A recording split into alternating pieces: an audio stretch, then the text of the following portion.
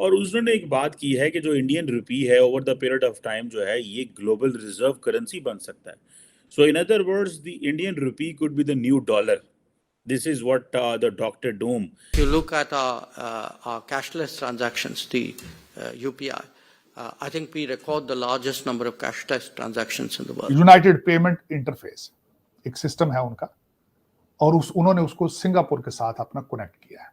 सरकारी अफसरान के पास मौजूद सिक्योरिटी गाड़ियां वापस ली जाएंगी. आई वाज सरप्राइज्ड कि वो जो यूपीआई सिस्टम है और इस वक्त जो उनको जो कर रहे हैं वो इस वक्त India, Bhutan, Nepal, Malaysia, Singapore, UAE, France, Oman and European union. मुझे मुराद सईद साहब की वो तकरीर याद आ गई कि 200 अरब डॉलर लाऊंगा, 100 अरब डॉलर आईएमएफ के मुंह पर मारूंगा. और इनका 2300 ट्रांजैक्शंस पर सेकंड हो रही है यूपीआई, और उसके बाद मंथली वॉल्यूम उनका $6.7 बिलियन. इकोनॉमी क्लास में सफर होगा, मावन अमला साथ ले जाने की इजाजत नहीं होगी. डिजिटल इंडिया की बात की जा रही है, और हमारे यहाँ जो है वो पॉलिटिशियंस आपस में लड़ने से ही फुर्सत नहीं है, और ना ही हमारी इकोनॉमी संभल रही है. वो कह रहे हैं कि जनाब दुनिया में साउथ साउथ ट्रेड उसकी चांसेस बढ़ रहे हैं. इंडियन करेंसी जो है वो नया ग्लोबल रिजर्व होगा. नमस्ते दोस्तों, जय हिंद. हिंदुस्तान स्पेशल में आपका स्वागत है दोस्तों. जैसा कि दोस्तों आपने क्लिप में देखा, पाकिस्तान मीडिया इंडियन रुपी को न्यू डॉलर बनते देख कितना हैरान परेशान दिखाई दे रहा है. देश भर में ऑनलाइन पेमेंट सर्विस में क्रांति लाने वाला यूपीआई यानी यूनिफाइड पेमेंट सर्विस अब ग्लोबल हो गया है. मंगलवार को प्राइम मिनिस्टर मोदी ने सिंगापुर के प्राइम मिनिस्टर ली हेसिन लूंग के साथ मिलकर सिंगापुर और भारत के बीच यूपीआई की cross border connectivity service launch कर दी है. यूपीआई को सिंगापुर के पेमेंट सर्विस यूपीआई पे नाउ के साथ लिंक किया गया है. पीएम मोदी ने कहा कि यूपीआई पे नाउ लिंकेज दोनों देशों के नागरिकों के लिए तोहफा है जिसका बेसब्री से इंतजार था. मैं इसके लिए भारत और सिंगापुर दोनों देशों को बधाई देता हूं. यह सर्विस सिंगापुर में भारतीय प्रवासियों, विशेष रूप से प्रवासी श्रमिकों और छात्रों को सिंगापुर से भारत में पैसे की इमरजेंसी जरूरत और लो कॉस्ट मनी ट्रांजैक्शन में मदद करेगा. पाकिस्तानी मीडिया यूपीआई की पर सेकंड ट्रांजैक्शन को देख हैरान परेशान है. दोस्तों इस वक्त दुनिया में डी डॉलराइजेशन की बात हो रही है, और एक ये समझ लें कि एक हैं डॉक्टर डूम, वॉल स्ट्रीट उन्हें कहता है. उनको बेसिकली निक नेम उनका डॉक्टर डूम रखा गया था वॉल स्ट्रीट की तरफ से, नोरियल रूबिनी. उन्होंने ये कहा था कि there will be dedollarisation हो जाएगी over the period of time, और उन्होंने एक बात की है कि जो इंडियन रुपी है over the period of time जो है ये ग्लोबल रिजर्व करेंसी बन सकता है. So in other words the Indian rupee could be the new dollar.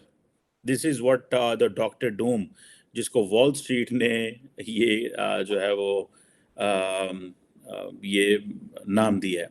अब एक तरफ तो बात ये हो रही है जनाब कि there is a dedollarisation of the world, one thing, and Indian rupee could be the new dollar of 21st century.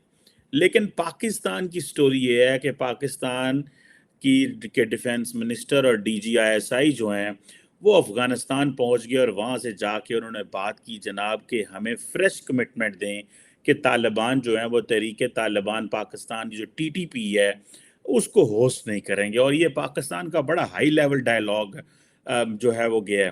Basically तो तरले मिनते माफ़ी हैं जनाब, ये सीधी सी अगर बात है. मतलब पिछले हिना रबानी घर गई हैं, ये कोई जवाब नहीं मिल रहा. उससे पहले हमारे DGISI गए हैं, हमने उलमा भेजे हैं, हमने किसको अफगानिस्तान नहीं भेजा और तरले मिनते नहीं की. हमारा क्या था यार, ठीक है 4 दिन आपने मौलवी शौलवी बनाया, उसके बाद बंद करें ये सारी फैक्ट्रियाँ.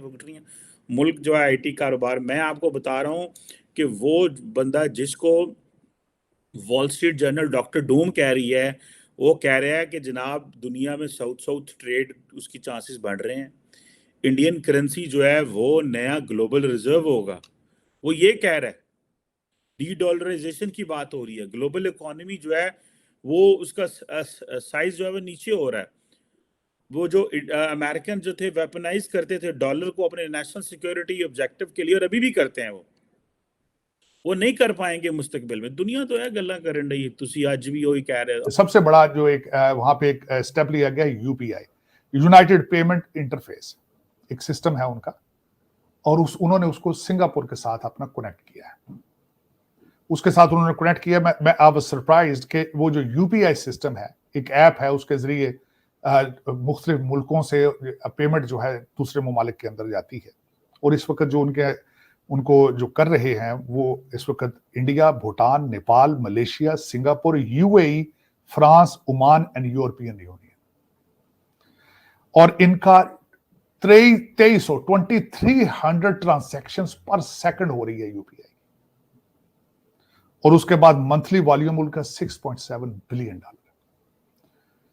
और इसमें मैं और इस वक्त जो सबसे बड़ी बात बताऊंगा, इंडिया का नंबर स्टार्टअप्स में अमेरिका, चाइना के बाद तीसरा नंबर इंडिया का ही है। मेरी ख्वाहिश है आज भी, काश जिन लोगों की हम बातें कर रहे हैं, खान साहब हैं, चाहे मरियम नवाज हैं, चाहे बिलावल भुट्टो हैं, ये डिजिटल पाकिस्तान की बात करते हैं। काश, ये मेरी ख्वाहिश है, क्योंकि तरक्की इसी तरह पॉसिबल थी। मेरी ख्वाहिश थी कि ये इजहार करते कि पाकिस्तान के अंदर बहुत बड़े स्टार्टअप्स का आगाज होना चाहिए, यहाँ के अंदर कंप्यूटर सिटी बनाना चाहिए, यहाँ एक शहर को जिस तरह सिलिकॉन वैली कैलिफोर्निया में बन सकती है, जिस तरह का चेन्नई इंडिया में बन सकता है, हैदराबाद, लाहौर, ये यहाँ पे क्यों नहीं ये सारी चीजें हो सकती। इनको जिहाद की तरबियत और बार बार ये कहना ये सियासत नहीं जिहाद है, ये अपने अल्फाज चेंज क्यों नहीं करते, अपने डायरेक्शन चेंज क्यों नहीं करते, ये क्यों नहीं कहते कि हम डिजिटल पाकिस्तान की तरफ जाना चाहेंगे।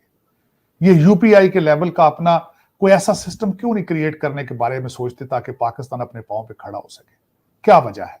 अपने बच्चों को ऑक्सफोर्ड और कैम्ब्रिज में पढ़ाने वालों, क्या है, आपको क्या इशू है कि आप पाकिस्तान की तरक्की में इंटरेस्टेड नहीं है? आप क्यों, आप 76 साल से, आपके और आपके आबाओ अजदाद जो कि ब्रिटिश एजेंट थे, 76 साल से आप लूट रहे हैं और अपनी जायदादें लंदन और दुबई में बना रहे हैं, तो पाकिस्तान को क्यों नहीं जीने देते आप 22 करोड़ लोगों को सांस क्यों नहीं लेने देते?